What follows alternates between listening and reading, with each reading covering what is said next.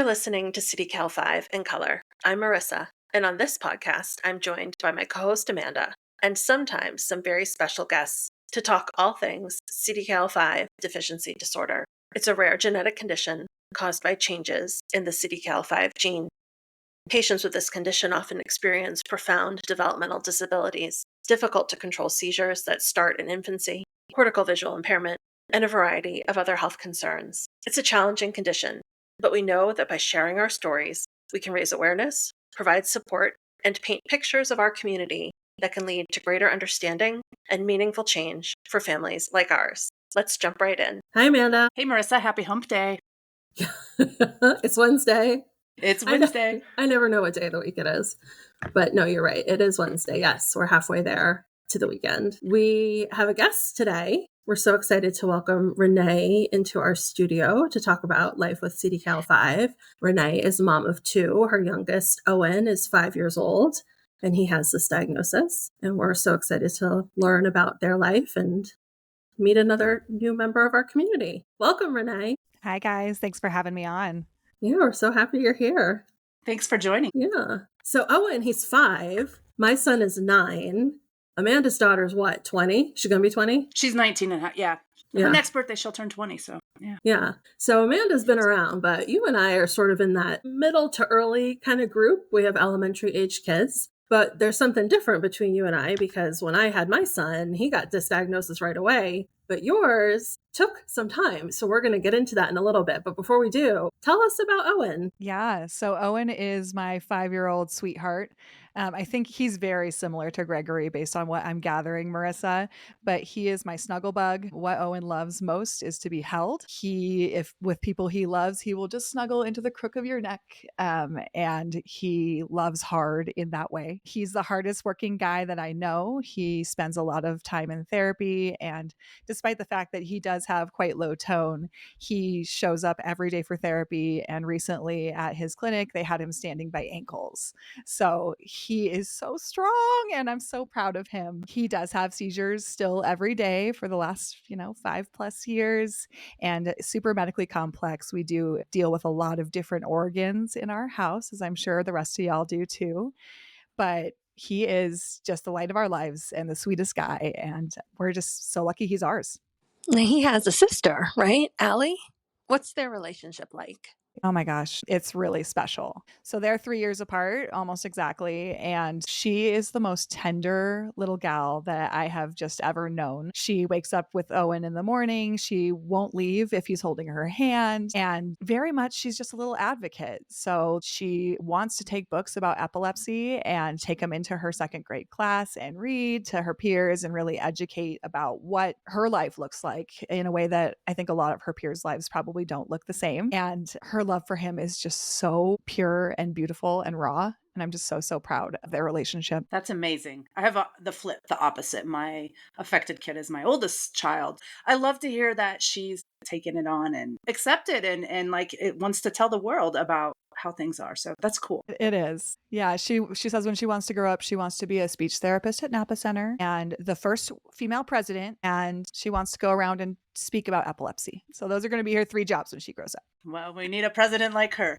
Yes, we do. Yes, absolutely. What is the reception she receives when she talks about epilepsy as a second grader? I got to go in and read a book that a friend of mine had written to her class last year. And I was a little nervous about it because her school doesn't have much representation of disability at all. And the questions that the children asked were so well received. And after that, some kids were making her purple bracelets and continue to ask questions or sending little gifts to Owen. So I do think that her voice is heard, and it's really important for a child of her age to also be advocating in her own way about this world. Yeah. And to get support too. We talk a lot about the need for peer support amongst us as caregivers and supporting children. There's talk about supporting the siblings but getting direct peer support from another 7-year-old or another 8-year-old, I think most siblings aren't even able to access anything like that. I agree. It's really special. Yeah. So Owen standing by his ankles, that's incredible. It is. I think we all kind of find the balance with therapy for all of our respective children. We found something really special here in Denver when Owen was about 2 and have stuck with it. He's done 8 intensives in the last 3 years, as well as a bunch of weeklies. And he loves and is loved by the team he works with and is super motivated by them. And they know his very complex body in a way that I think that an average therapist may not. And Owen really rises. Wow. Can you tell, for people who don't know what an intensive is, how would you describe that? Absolutely. So Owen goes to Napa Center in Denver. It landed in our laps really about 3 years ago. It was something that we were exploring going to in another state. And then here it landed in Centennial. And how lucky are we that it's 20 minutes from our house? So for a Napa intensive or any intensive therapy, the children are going for several weeks consecutively to really establish that neuroplasticity, right? They're saying that these brains can change and evolve with appropriate repetition. And with the intensive for Owen, he goes 4 hours a day for 3 weeks straight. And he's done it 8 times. So this therapy model has really been adopted. I think it's criticized by some, but for others it works. For us it works. And I have seen incredible gains. He's a different kid than he was 3 years ago. He's standing with support at his ankles. He's using an AAC device and communicating in a way that's really incredible. And honestly, for us and for Owen, this is something that works. And we're really proud of the work that he puts in. Love to hear communication device implemented right away too. That's fantastic. Like the work and the advocacy we've been yelling for the last 20 years is catching up. I mean, I think it's terrific. I know. I wish there was a Napa Center or similar in every geographic region where people could get there easily. There's the closest one to us, I think, is in Boston. And when I first reached out to them, because I did look into it years ago, the financial burden to attend was really high. So are you paying out of pocket to go? I'm not. A lot of, I think out of town families do, but Colorado's insurance allows for 1 discipline a day during intensive seasons. So we pay for the extra 4th hour out of pocket, but the rest is covered for us. Yeah. Wow, that's amazing. That's how it should be. It is very special. It's 2025. We see babies 8 weeks old get diagnosed with CDKL5. But Owen just got diagnosed last year at the age of 4 or 5. Yeah, he was just about to turn 5. So And he had seizures, I assume, fairly early, being a boy. Like he did. Classic boy with CDKL5. And now I look back, right, and I'm like, oh, you hit the mark on every single thing. But he started having seizures at 7 weeks old. We were sent to the hospital, did the hospitalization with all the tests, the EEG, the lumbar puncture. You guys know the story. And we're sent away with a really generic epilepsy diagnosis and a pocket full of Keppra. And after that, it was like, well, now what?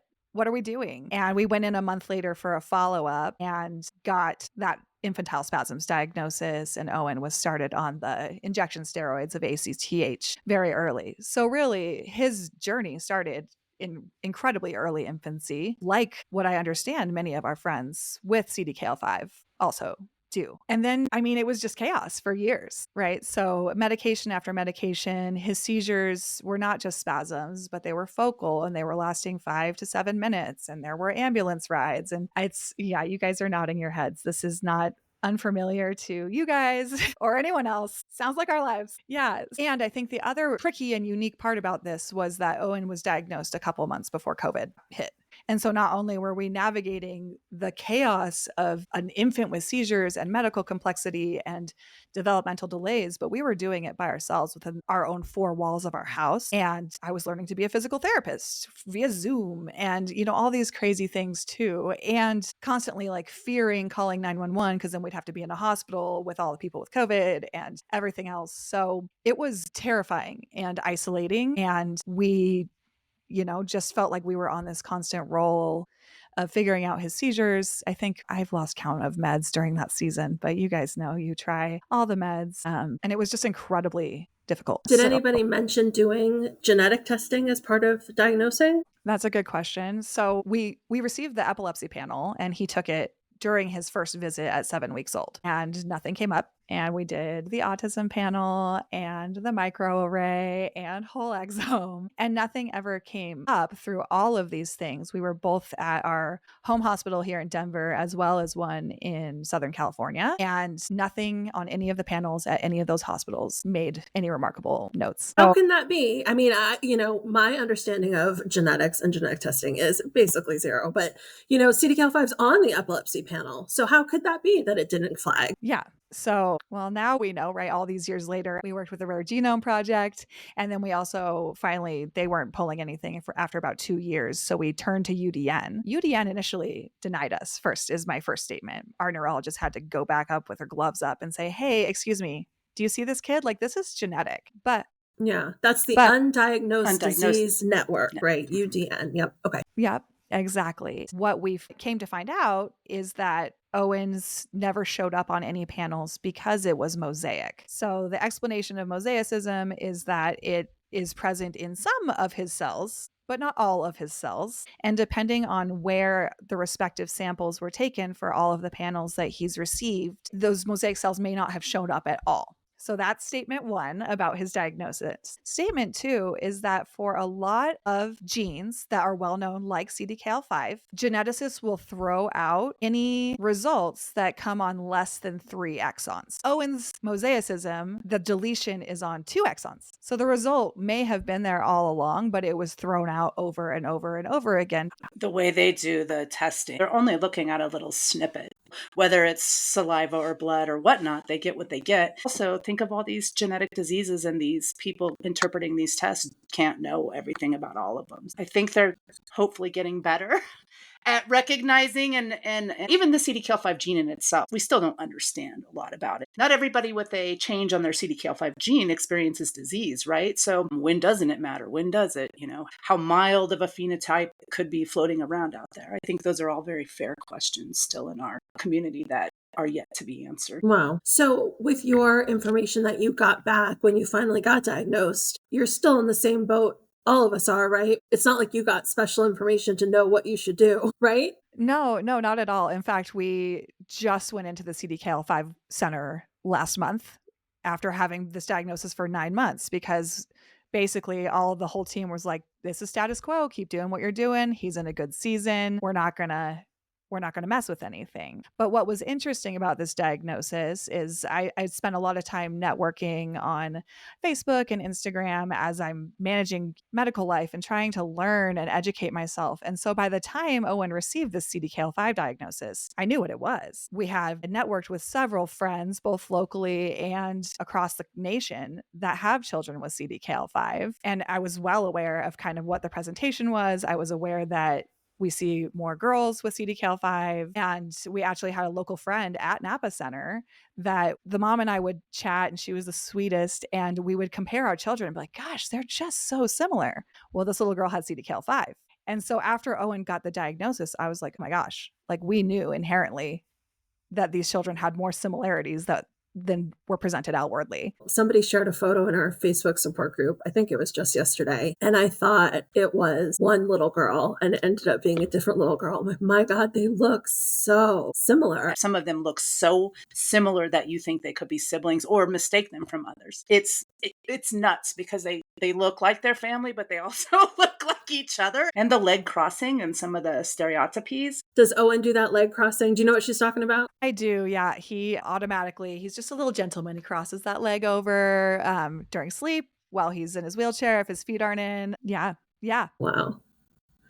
Oh my goodness. In some of what you sent ahead of time before our conversation, you had mentioned that you chose an epilepsy surgery for Owen before he got his CDKL5 diagnosis. Do you want to share about that decision and thoughts on, would you do it again? Yeah. So I think that was the hardest decision. And that is when we were in the throes of true medical complexity with epilepsy itself. And so we did go to another hospital in California for a second opinion. Owen was in there for a full week for a surgical evaluation. And they suggested that he receive a full corpus callosotomy. So we were anxious to cut, and we actually didn't make the decision until the team here locally agreed with that. We did get the surgery done because we felt like it was our only option at the time. And with failed med after failed med, you've got less than a 5% chance of it working, but this was going to be a potentially 20% chance of being curative, if you will, for his spasms. So we went ahead and did it. I would do it again, but confusing and unfortunate in hindsight, right? We're 3 years past this surgery, and I'm looking back and saying, oh my goodness, he had a genetic variant where it wouldn't have changed anything. Or, oh my goodness, why didn't we get brain tissue while y'all were in there to continue the genetic testing? So it's really hard to say. And I think you guys can probably say the same about your own kids with having so many treatment variables at any given time between meds. Owen also has a VNS. He's on the keto diet between his surgery.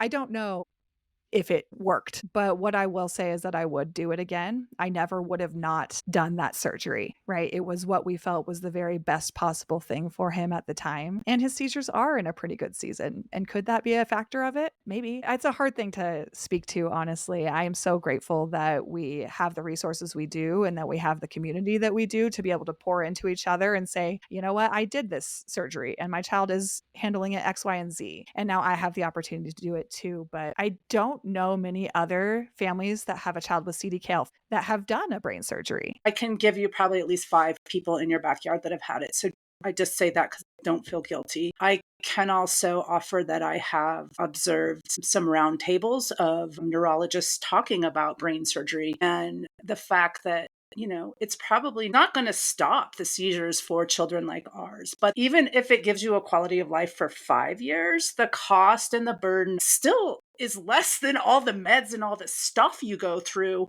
when your seizures are so out of control that you're in the hospital and stuff like that. So even if it didn't help, it didn't hurt. And it likely helped more than you can know, right? Because we don't know. Right. Well, look at him. He's standing at the ankles. I can't even get over it. Like, that's really fabulous. And the ones I can think of in my head that are CDKL5 that have had that surgery are kids who were walking and they were falling a lot. And I do feel like some of those kids had a really positive experience from doing the surgery. It's a huge decision. And we hear a lot from some neurologists that are really public on social media, educating communities about epilepsy, about, if you failed 2 medications, it's time to think about epilepsy surgery. Don't wait till you failed 10, till you failed 20. Epilepsy surgeries include things like VNS, there's lots of different.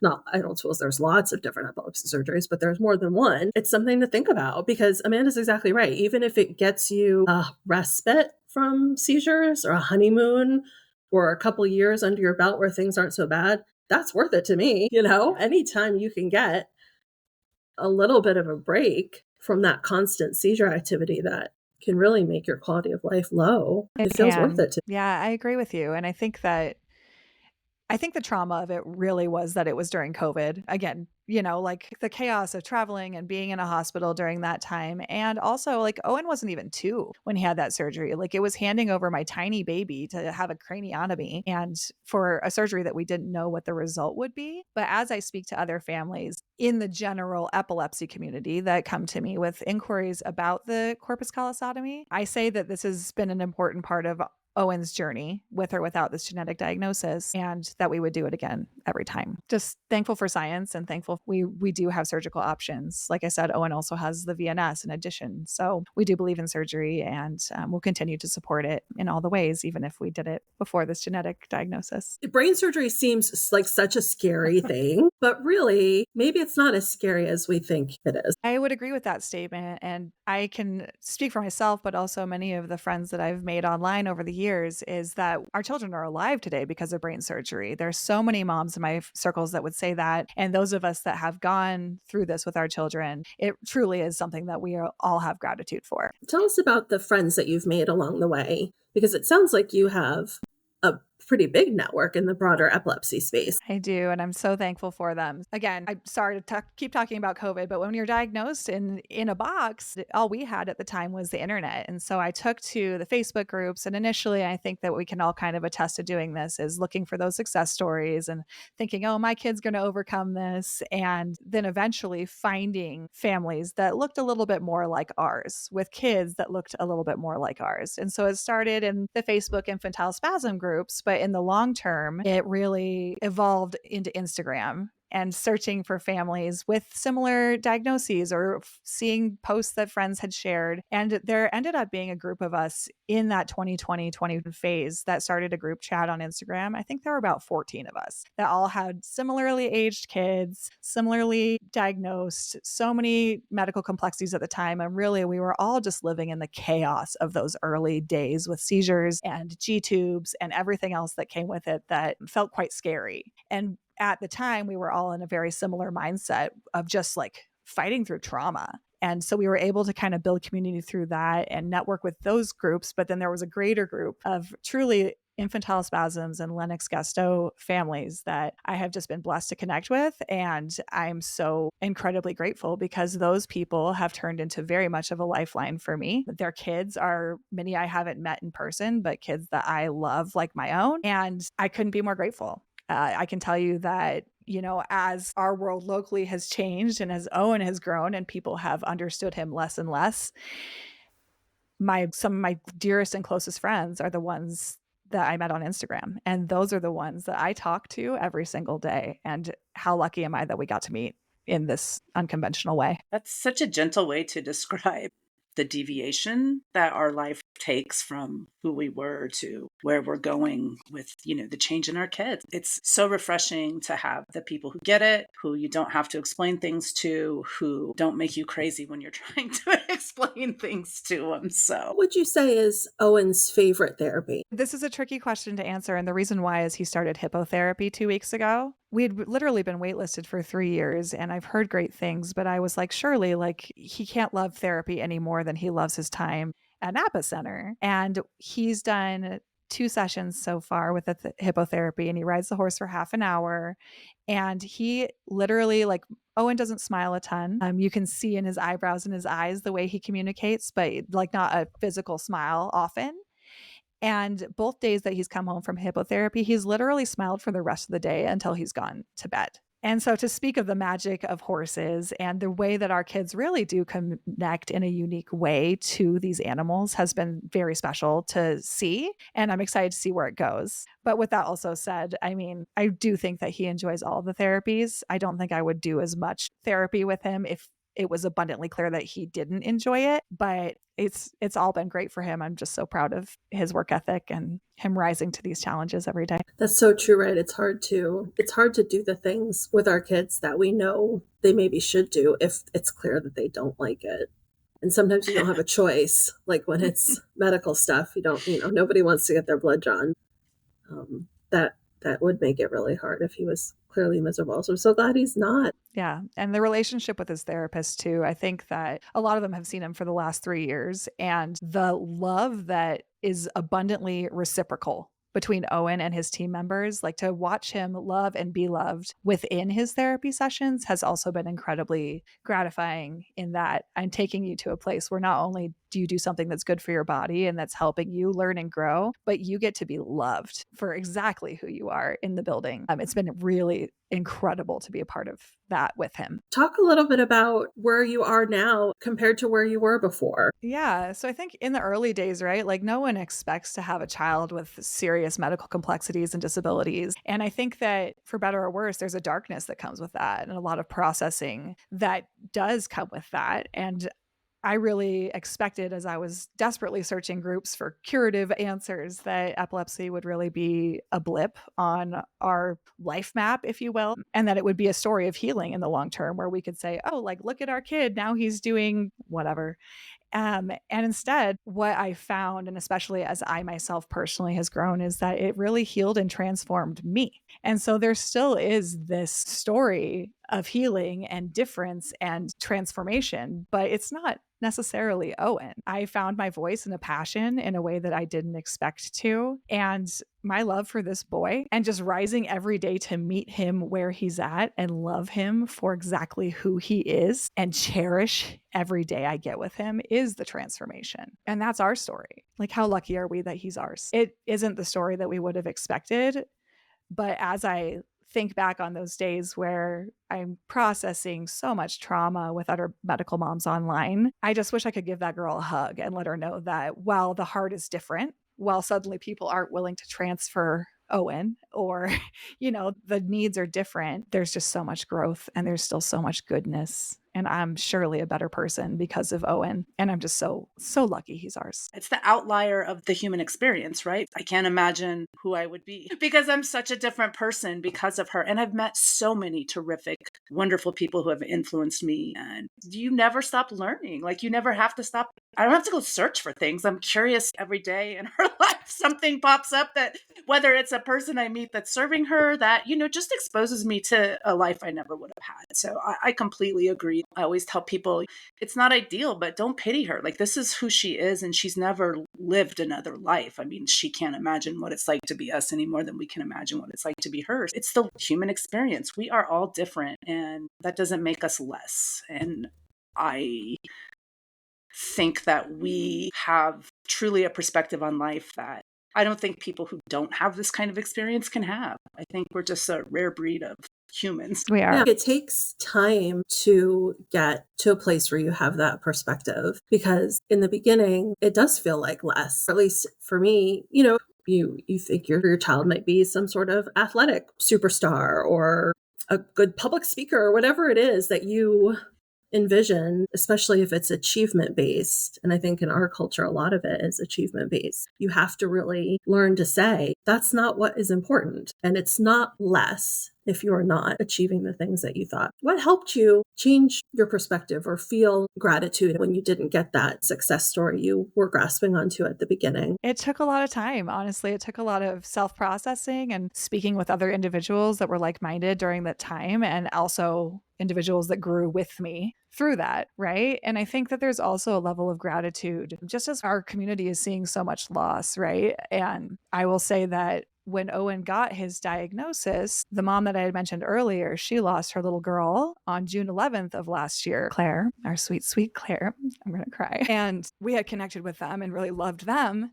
And Owen got his CDKL5 diagnosis less than 2 weeks later after we had attended Claire's funeral. And so the timing was incredible. First of all, just mind blowing in so many ways. And the gratitude of getting a diagnosis like this that is well known and has research behind it and funding behind it would have been, 100%. Oh my gosh, we got it. We have our reason, and now we have a bit of a roadmap. But to have known and loved Claire and her family during that same time, to recognize how fragile this life is with all of our kids, all of our rare kids, all of our rare buddies, and to have such a crippling loss right at the same time that Owen received his diagnosis really, I think, was one of my turning points amidst other pieces of growth where I was like, this life is fragile and this life is precious. And how lucky are we? Like, we will fight for that. And the conversations I've had with Claire's family is I will live with Owen, and Owen will live in remembrance of Claire and of our other friends in our communities that we've lost. We get to love them and cherish them for every moment that we have. So I do think that my perspective very much has grown and evolved as I've recognized how fragile and rare and beautiful these lives are. Sounds like gratitude. Like, it's just gratitude for, yeah.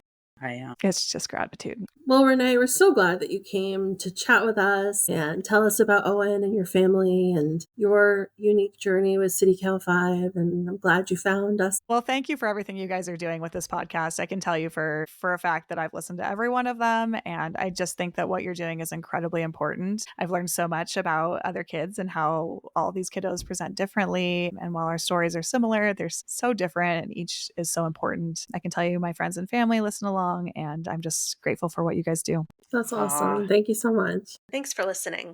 We hope you'll follow us on social media at CDKL5 in color on Instagram, Facebook, and LinkedIn, and visit us online at www.cdkl5incolor.com. Have questions or a topic you'd like us to chat about? Would you like to be a guest on our podcast? Email us, CDKL5incolor@gmail.com, and we'll be in touch. Until next time.